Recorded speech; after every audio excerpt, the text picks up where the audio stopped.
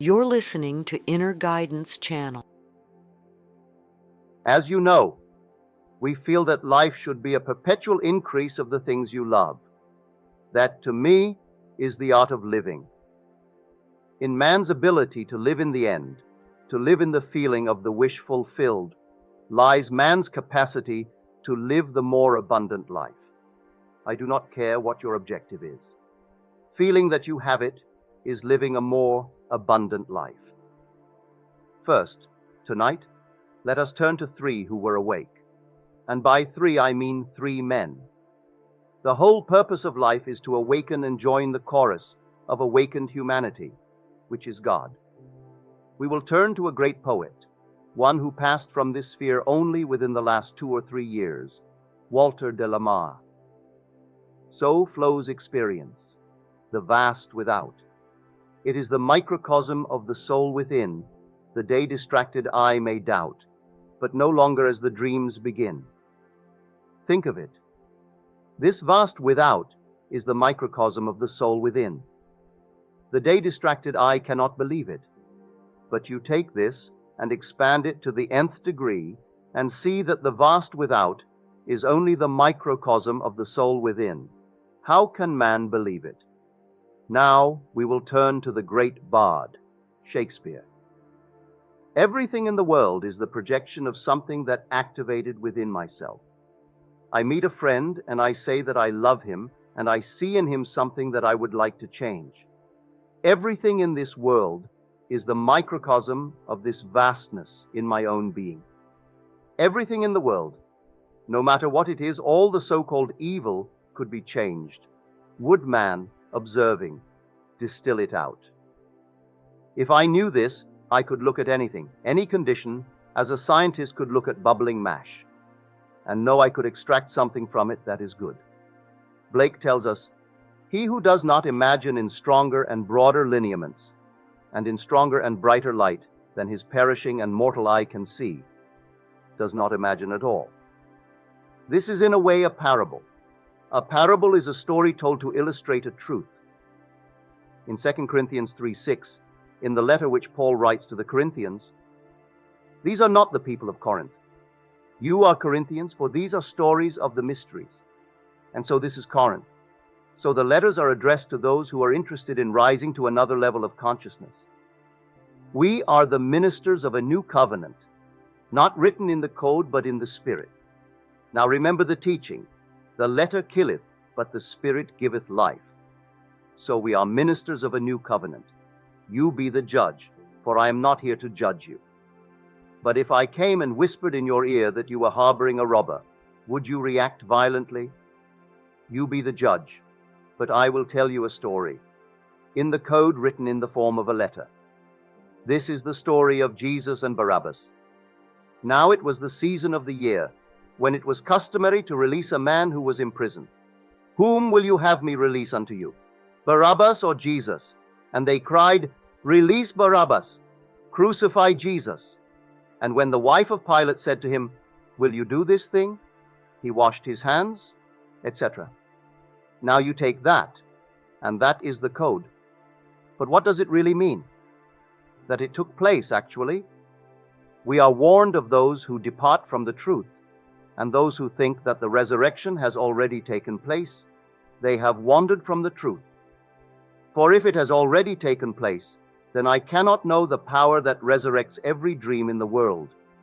The resurrection must be taking every moment in time in all men. The Passover does not take place at a certain time of year, like Easter. The Passover takes place every moment of the day if we are willing to pass over into another state. There must always be a passing over from one state to a higher state. So which will you have me release, the robber or Jesus? Which will you let go of, and to which will you hold fast? I must release the robber, for I am housing him. Who is he? If this moment you want something, and reason tells you that you cannot have it, then you are entertaining the thief that robs you of being what you want to be in this world. This is the son of Satan, something in me that robs me of that other son who will save me, the thing that will save me from what I am is Christ Jesus. And what is keeping you from what you want? That is Barabas. So, they crucify Jesus. They fix the state desired. The whole drama takes place in you. You must release Barabas and crucify the Lord. You must learn the art of doing it. I can tell it best now by telling a case history I have just received.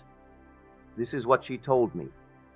She had a neighbor, a woman who had been divorced for 19 years and who was up to her ears in debt. She worked hard, but she could not get beyond a day-to-day existence. She could not afford a vacation, though she had one due. And in 4 weeks, college was starting, and her son wanted to go to college, and there was no means with which to send him. She had prayed over her problem, but she had got nowhere. And then she asked this lady who wrote the letter to pray for her. This lady explained to her this teaching that I am giving you here. And then she did what follows for her neighbor. She asked her first, "What do you really want?" Well, this woman had been divorced for 19 years, and she had lost her faith in men. But still, she said that above all else, she would like to be happily married and out of debt. Every night for a month, this lady from the class here went to her neighbor's house and talked with her and made her think of the qualities she most wanted in a husband: gentleness, kindness, tolerance, attentiveness, honesty, etc. All the qualities she felt a man should have, she had to name over and over. And then the lady asked her, "Can you feel the embrace of such a man?" And the other lady said, "Yes, I think I can." And then she did something else. She went through the marriage ceremony with her neighbor, the part of putting on the ring and hearing the words pronouncing the couple man and wife. And then she left her neighbor with the suggestion that she sleep in that state and promised her that she would do the same thing. That is, sleep in the state herself of having just seen her neighbor married. They did this for 4 weeks. And then a man came into her office, the office of the neighbor, and in talking, he asked her where she was going for her vacation. She was ashamed to confess that she was not going anywhere. So she said she thought maybe she might go up to the high Sierras. And the man said, "Then you must be my guest, for I own a hotel up there." He booked rooms for 3 of them, the woman and her son, and the lady who had helped her. The man was very kind and helpful to them. He told the woman that he had lost his wife a few months before, but he also told her that he would never marry again. The woman had grown fond of him and was distressed by this, and told the lady who had helped her, "What will I do now? He is never going to remarry. He said so." The lady said, "You are happily married, so we are not going to discuss this. You slept every night in the feeling of having a wonderful husband, a man who has the qualities you desire. So how can we discuss the matter? You are married." That was over 2 years ago. She has been married to this man for 2 years. Yes, he changed his mind about marrying again. He is sending this woman's son through college. She said recently to the lady who had helped her with this teaching, "You have no idea how kind and good he is, how wonderful." The woman said, "Haven't I?" She said, "I set up these qualities with you and helped you. Do you think I don't know what he is like?" Now back to the crucifixion. You must release the consciousness Barabas, the robber. This woman robbed herself for 19 years. She robbed herself of the lovely things of life. Finally, she faced a choice. Either Barabas released or Jesus released, or Jesus crucified. If I want to be anything in this world and say I cannot be that, then I am robbing myself of the ability to be it. Man can be anything in this world that he wants to be, for man awake is the Son of God. There is only one Son, and that is Christ Jesus. And that Son is human imagination, the only Christ Jesus in the world. There will never be another. So I look out on the world and I think it towers over me, and I do not know that actually it is the microcosm of the soul within me. If I do not know it, start the dream to prove it. Can you feel embracing arms around you? This woman began the dream and then realized it. The whole vast world without only mirrors the soul within. The Passover means the passing over into another. When we were children, we were told that Jesus sacrificed himself for us 2,000 years ago. That is belief in a lie. You depart from the truth if you believe the crucifixion is already past. It is not over. It is constant fact every moment of time.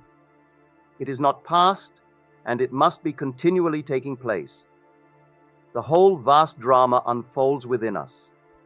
We can distill out of any situation the good that is in it. You can take it as you take a mash and distill the essence from it.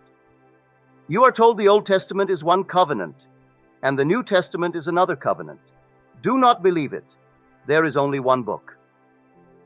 When you find the spirit of it that sets you free, that is the new covenant. The letter killeth, the spirit giveth life.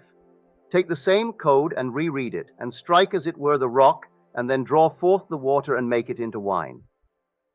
Rock, as we are told you, means literal fact. Water means psychological understanding. Wine means the application of that truth. If you know this, every dream in the world can be realized. In the capacity to live in the wish-fulfilled lies your capacity for living the more abundant life. These stories which I tell you are stone, if you take them literally, but water, if you understand them. And then they become wine, if you apply what you have learned. You can get all the results as this lady got them. But the lady who is now married, though she is happy, she may slip into a way of life and forget how this was brought about. People quickly recover from this teaching. I could tell you many stories of friends of mine who wanted help and who told me the dream they wanted to come true. And with them I listened as though I heard and looked as if I saw what they wanted to see, and the thing became true in their world. There is the story of my brother-in-law told in one of my books. He knows that story is there, and though all my other books are in evidence in his library, that particular one he has put up so high that no one can reach it. He is such a factual, realistic person that though the dream he wanted most in the world was brought about, now he is embarrassed when he thinks about the way it was brought about. He is too down to earth to want to remember it. So I tell you, we must remember the story of the crucifixion. As Paul said, I die daily. I should be dissatisfied. I should have always a divine dissatisfaction and transcend to become one of the awakened brothers. I cannot live on what I learned today. Extend the borders of your tent. Not only must I grow, but also I must also outgrow, or I am not growing. Let no one tell you that this world is your end. You are a fabulous being. You do not change worlds by spatial travel. You change by a change in consciousness. Subjective or objective is determined by the level on which my consciousness is focused. I ask you to construct a little drama that implies you have realized your dream. This lady went through the ceremony of marriage, and with a man who had all the qualities she wanted. And in 5 weeks the drama began to unfold. The whole thing took 3 months, and now this lady is happily married. Everything you want is within. For the vast without is only the microcosm of the soul within. But though you doubt, you will no longer doubt when the dream begins. He who does not imagine in stronger and brighter lineaments than this perishing and mortal eye can see, does not imagine at all. Smell a rose. See it. You can see and smell it the degree your attention is centered on it. If you let it possess your mind, you will see it and smell it. That is being creative. You see what you want to see and enter into and live it as if it were true. Others may call it fantasy, and when it becomes real, they will believe you did it this way. But let anyone else believe what they want to believe. I told a friend of mine who was critical without taking the trouble to know what he was being critical of, your taste and your opinion do not qualify you to criticize. You must first know what I am trying to do, and then you may venture your opinion. But if you do not know what I am doing or what I am trying to do, then how can presume to criticize? Everything in this world is done through imagination, but many people do not see it. But do you know of anything that was made that not first imagined? But you make your dream and walk in it as if it is true, and others will come along like workmen, following you to execute it. Edison told Tesla that it would not be possible to have alternating current. Edison said it could not be, but Tesla told him, "I can see it. I can see the machine, and I am starting it and stopping it, and I am taking out the kinks in it before I make it in the laboratory." Read that story in the book called Prodigal Genius, the story of Tesla. It utters the life of Nikola Tesla. They called him mad before he died. You know why? He said he was communicating with Edison, who was dead. Because others could not understand this, they called Tesla mad. Ecclesiastes 3. I am the beginning and the end, and there is nothing to come that has not been and is. Creation is finished. We are only becoming aware of increasing portions of that which is. If everything is, am I still creative? I am in this sense. I become a selector of that aspect of reality to which I want to respond, and then I bring that into my world. It is like taking the alphabet. Shakespeare and Blake used only 26 letters. A moron would use exactly 26 letters. But think of the difference. Think of an infinite alphabet, and we select what we will from that alphabet. But you just put yourself in relation to it, and then it becomes real in your world. The two factors which are most important in my world, I would say, are my personality and then my relation to reality. Any real change in my personality should make a change in my outer world.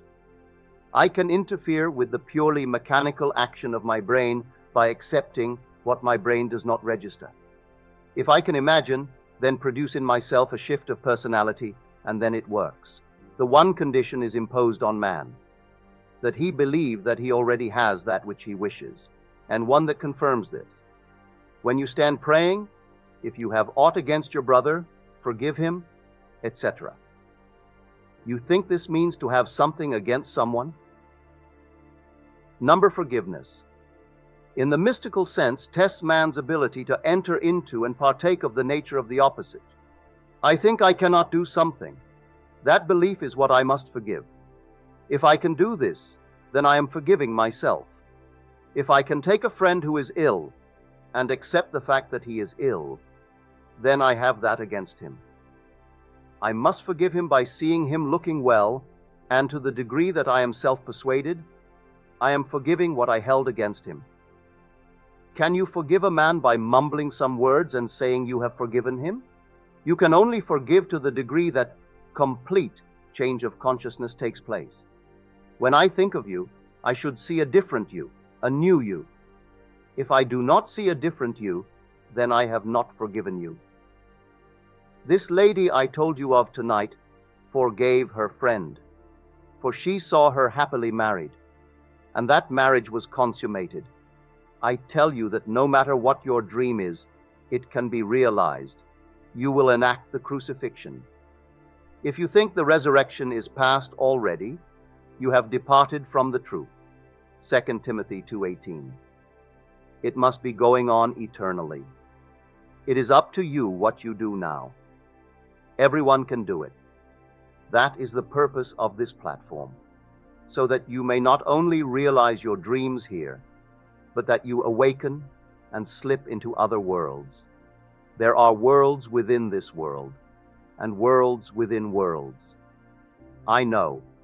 I have seen them, and I have been in them. It does not matter what people say to me about whether I can do it or not. I know I can do it, and I do it. I know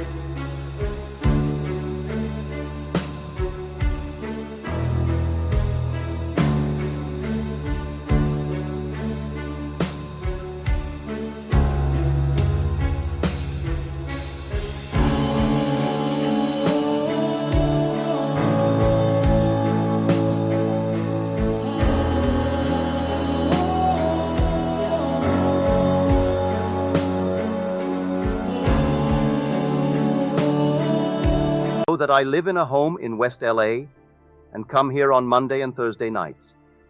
You might as well tell me that I do not come here as to say that I cannot enter some other sphere.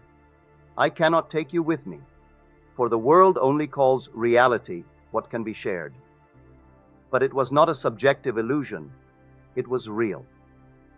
There are many things that cannot be shared at the time, for the background of the other is not such that they are ready to receive it, but that does not make it less real. In time, all will come to it. Now, let us go into the silence.